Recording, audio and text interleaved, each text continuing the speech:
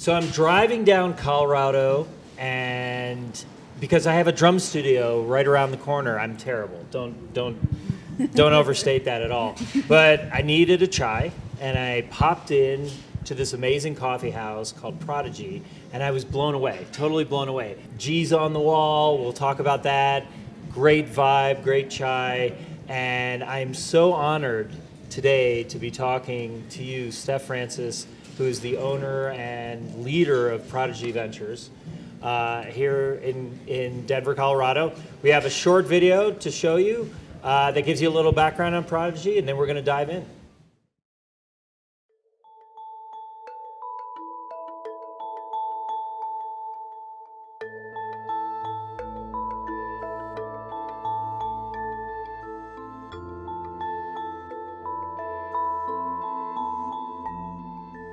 The word prodigy means a person, especially a young one, endowed with exceptional abilities. And we believe that young people, especially those in this neighborhood in Northeast Denver, are endowed with exceptional abilities. And for some of them, those abilities aren't being activated by traditional school and work structures. We view it as our responsibility to activate those. And we use apprenticeship to do so. The way we talk about apprenticeship is that it's deep work and deep learning in a culture of healing. At any given moment, there are 5 to 10 things happening that supports apprentices in their personal and professional development. When you come into the shop, you have apprentices that are in their second month all the way to their second year. The goal is that they're building a foundation here to transition into long-term, sustainable, meaningful employment down the road. So, Steph, welcome to Stand in the Gap. Thank you. It's an honor to be here. Yeah, we're really pumped. And like I said, fabulous chai. Fabulous chai. Home brewed, homemade, right? Yeah, homemade chai. Our What's your secret apprentices. sauce? Oh, well, our apprentices make it. Yeah, but what's So that's the secret they're sauce. yeah, they've got all the the little creativity, the flavor in there. Yeah. I like it. Yeah, I can taste it. I can absolutely taste it. So, And ginger. there's got to be ginger. Absolutely right. Tell us about Prodigy. Yeah, this work is really just the honor of my lifetime to get to do this work here. Start with the name. The definition of the word prodigy. We actually have it on our wall up here. Is a young person endowed with exceptional abilities. And we believe that pertains to every young person, especially those on the margins in our community. And so, Written off. yeah, and so Prodigy is a place that we say we're here to activate that talent and the inherent greatness in young people in this community, especially those that are disconnected. And we do that through in a craft coffee house and an apprenticeship model. Why did this, what in your life led to you starting a place like Prodigy that recognized the strength and beauty in kids? Yeah, there's a couple things that merged together. One, I grew up, my dad was in the military, so we moved around a lot. And so I was kind of always the new kid wherever we went. Kind of awkward. I know you can't tell now, but I used to be an awkward kid. Hey, you're rocking awkward. and so just kind of moving new places and kind of always being the kid on that a little bit on the margins, hanging out with the misfits, and that's where I felt most comfortable. So I think that was ingrained as a kid. And then as an adult, I started working when I was 16 years old, and I realized that's actually where I learned the most in my life was at work, which is interesting. And yes, I graduated school and I went to college and all that, but the real rich experiences and the places where I was most excited about learning was at work. Yeah. So then as an educator, I worked for about 10 years in youth career development and working in alternative schools, helping young people there connect to work. And so there's this theory that if you connected with work, then you were going to get more engaged in school, and maybe that would help you to finish high school. Anyway, working with those young people, it's a long answer, but no, go. Working with those young people, we realized a group of us doing the same work that our society is told a lot of stories about why young people drop out of school. Right. And what we realized is the vast majority of those things really were fallacies. You know, that young people, they're not motivated to work hard. This generation doesn't know, doesn't like to learn. People are, too involved in drugs and, drama in their life, whatever. What we realized is no, actually, the schools, especially the ones that we were in, they were doing a very poor job of activating the talent and that was there in the young people and being a place that was motivating in and of itself. So Why is it that sorry, I didn't mean to like jump in, but No, I it's okay. get actually quite emotional about that. We write people off and we don't see their strength. We're so busy telling everyone why they're misfits, right? When in fact they're gold just waiting to blossom. I mean, you've harnessed that here at Prodigy. It's unbelievable. I feel that. When I walk in the room, when I got my first try here, I felt it. I'm so glad. Yeah. Yeah. Why do you see that? And how can people start to see beauty as opposed to weakness and kind of isolation? Yeah. Well, it's all about the lens you put on, right? Sure. And so if you're looking for it, you're going to see it. And I think one of the things, what we're trying to do here is to create a space that activates that talent. So we tap into, all of us are humans. By being human, we love to learn, actually. We're intrinsically motivated to learn. And also, in a healthy space, we like to work as well. We want to be productive. We want to contribute. We want to have a purpose. And so, anyway, I think that if we create spaces where we are activating those things, we're going to naturally see young people responding and seeing them glow. I think that one of the most powerful things about this place and other spaces that are doing very similar work is that we really talk about our culture as a culture of healing. Yes. So we're not a workplace that is set up. So many workplaces, the way we do work is so competitive, and it's inequitable. It's discriminatory, and it's all about if you can't do the work, you're going to be cast off. You're not good enough. I'm going to hire the next person, right? Yeah. And so, but what we want to do is the reverse. It's like get in here, and we'll get you. We'll get you to a place where you're experiencing success, right? And so I think it's all in the way that you look at things, and when you are around some of these young people for very long, it's not hard to see how fabulous they are. What's your favorite story? What's your favorite story of a kid who came here as an apprentice and really like knocked even your socks off? Wow, there are so many. Each one of them is an amazing story in and of themselves. I mean, and you talk to Draven, and he's a fabulous young man who is so humble and so low key. But even him sitting here with you and you guys having a conversation, and him being able to tell his story blows my mind, because he came in here, like talk about awkward, and and like that's where we all are. And then, but he's grown into just this leader among his peers. We've had young people who have overcome insane odds. There are those that have come in here living on the streets. We had a young man who was an apprentice here early on, and he was actually he was experienced abuse at home and ended up running away from home, and the family called and told the authorities that he was a runaway, but he left because it was not a safe situation for him at home. Why wouldn't he run?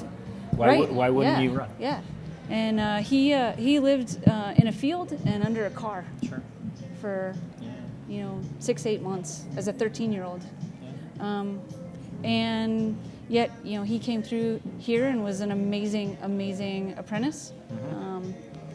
Had been disconnected from school, graduated while he was with us, and is still here in the neighborhood, and is still working on himself. And so there's all sorts of, we've had young people who have come in here and we've supported them through, a young woman who became pregnant, worked with us, and we were able to support her through her pregnancy. She now has a 1-year-old who is really healthy and happy, and they also have stable housing. And I mean, on and on. We have young people come in who struggle to read and write, and yet they're our leaders. They're the ones that are training and teaching other people. They're in our book club. Right. They're doing their thing. So it's not a matter really of us teaching anything special. It's about creating space for people to be authentically and fully themselves. Yeah. And supporting their greatness to shine. I absolutely love that. It's so beautiful. Do you feel like more businesses are starting to do this, or are they starting to realize that actually there's this entire community of people who are incredibly resilient? It's an overused word, but it actually applies here. Mm-hmm. And like untapping and unleashing that power is good for everybody. Right. I don't need 47 degrees. I need someone who is healing and moving and growing from strength to strength. And and we as a society need someone like Prodigy to see that. Yeah, well, I hope that we're an example to other businesses that can see that this can work. So the Coffeehouse is 90% run by young people. Yeah. Who everyone gave up on. Who everyone gave up on. Let's be honest. And they came in the doors, and by definition, they're hired because they aren't finding success in traditional school or work structures. That's who we hire. Right. And within months, they're running the coffee shop. Yeah. And this is, like you said, it's a high quality coffee shop. So it's phenomenal. We won Best New Coffee House in Denver, our first full year open. Come on. We're spectacular. We're not only are we open at our 3rd year anniversary, 90% of businesses actually fail within their first 3 years. Yeah, but not the one run by the misfits. Right, yeah. And not only are we open, but we're turning a profit. I love it. On the business side. And so I actually think that this city especially, and cities like Denver who are experiencing rapid growth and gentrification and displacement, this model is ripe for development because we're in a neighborhood that is gentrifying. Yes, it is. We have had our apprentices who work here, their homes being taken out from underneath them while they're apprentices here. But we're here in the neighborhood. We're hiring those that can walk and ride their bike here, that grew up in the neighborhood. And so, and we're also offering a great product to our customers. So I think that our community is ripe for spaces like this because you can get a great product, do what you do every day, you get your coffee. All of those sales go towards supporting our programming and our mission and the apprenticeship here. And you're not going into a boring coffee shop. Right. You're not going We're into... not going to name anyone, are we? No. Well, it's not like, we got some stodgy hipsters some places, you know? But here you can come and it's a diverse group that's working back here, diversity in customers, in all sorts of different elements of their lives, racial background, socioeconomic, experience levels, all that. So it's just such a fun, vibrant, flavorful mix that it's richer. It's much more rich. It's richer. And so the apprentices aren't a liability, they're an asset on the business side. They help the community breathe, which I love. Yeah. I love. You got to tell me about G. So G. for those who don't know, Father Greg Boyle is absolute hero of mine. Absolutely love him to death. Homeboy Industries, probably the most interesting and innovative program focused on LA gangs. And it's not a program to rehabilitate them. Much like this, it's a program that sees their beauty and their strength and unleashes them. So you have some connection with them, though. Yeah. Yeah, tell me. Do you want the short or long story? I want whatever you want to tell me because I can do G all day, baby. All right, cool. Nice. That's amazing. So actually, my wife and I, when we first met about 7 years ago, the first connection we had was from reading Tattoos on the Heart, which was Father Greg's, first and best-selling novel. Changed I buy it my for life. people all the time. Yeah. I can't even tell you how many copies I've bought. Yeah, I love it. It my was a number one life share. changer. Yeah, absolutely. It is a life changer. I totally agree. And so we shared a passion for that. Nice. And so one day Father Greg was going to be in Denver. This is about 5 years ago. He was on the board of Regis University at the time. Yep. And so I got a hold of his executive assistant and I said, "Hey, G's going to be in town. You'll appreciate this. Yeah. Can I like connect with him? Can we take him out to breakfast? Can I take him out to coffee?" And I was going to surprise my girlfriend at the time with getting to meet G Nice. by setting this up. And she said, yeah, we'll figure it out. So the last day he was in town, I'm like, "Hey, and she's like, "Oh man, his schedule's so full." I'm a donor, which I was. I had donated $20. Sure. Yeah, which is huge. And she's like, "Well, he needs a ride to the airport." Boom. I got a car. So Father Greg, he had never met us, Wow. we had never met him.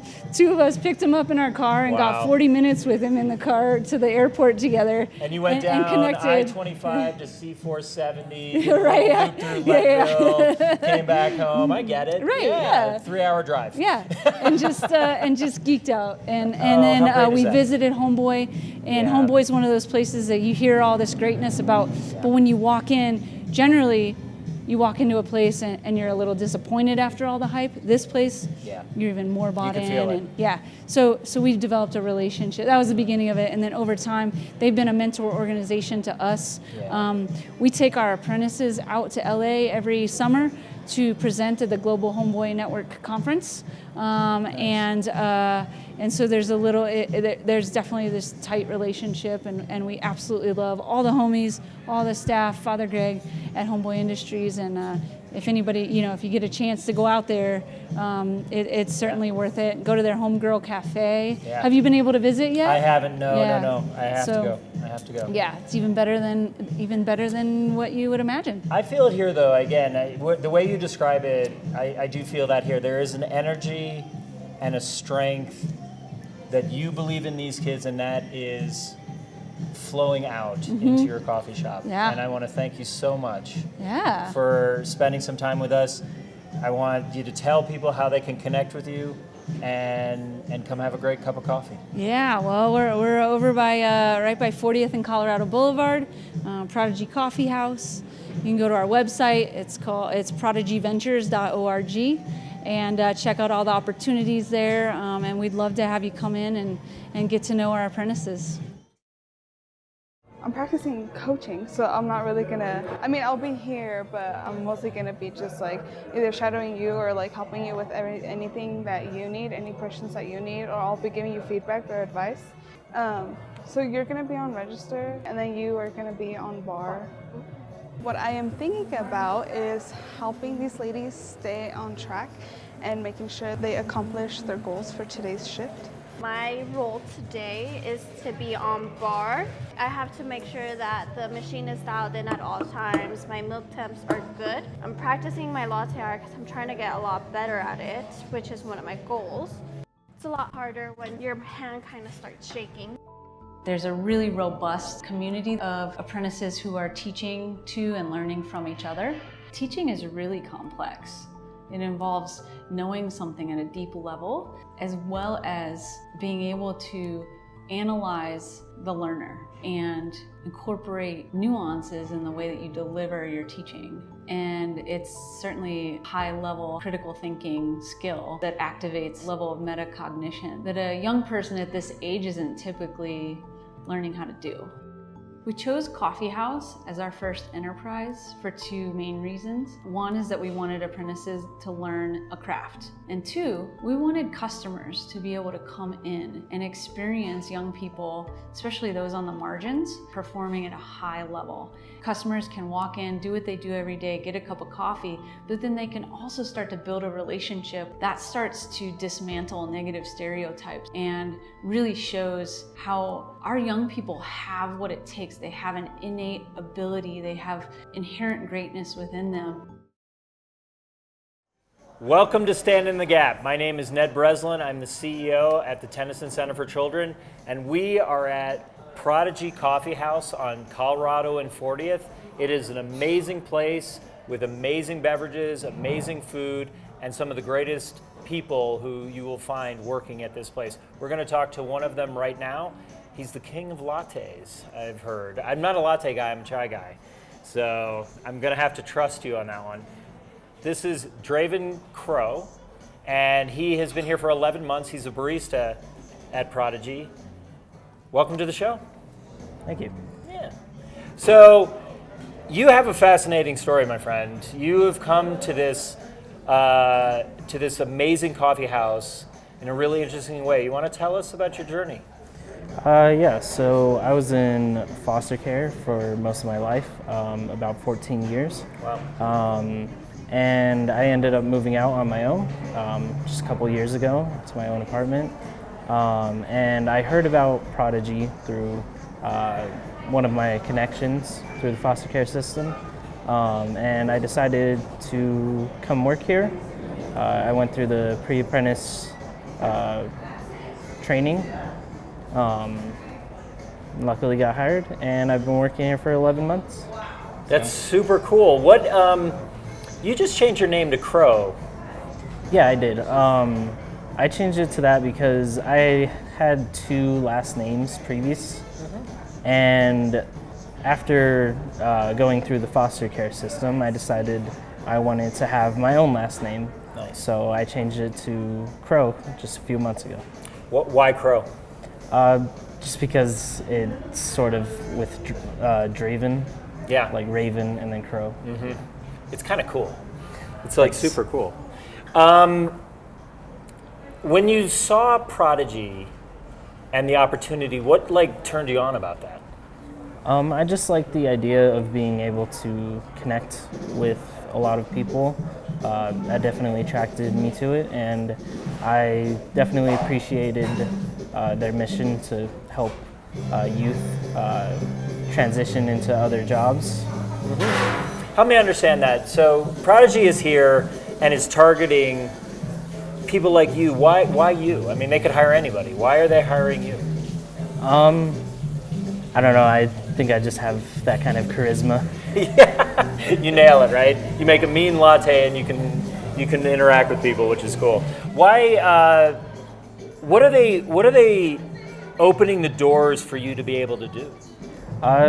Just sort of providing those opportunities to learn different things about coffee and interacting with customers. Yeah. And one of the biggest things we do here is spiritual hospitality, and we definitely push that. Help me understand that. What is spiritual hospitality? So it's sort of the ability to connect with customers on a more personal level. Nice. Yeah. Nice. And why does that appeal to you? It's just with the whole being able to connect with customers. Yeah. Did you find, do you mind me asking, how many homes were you in?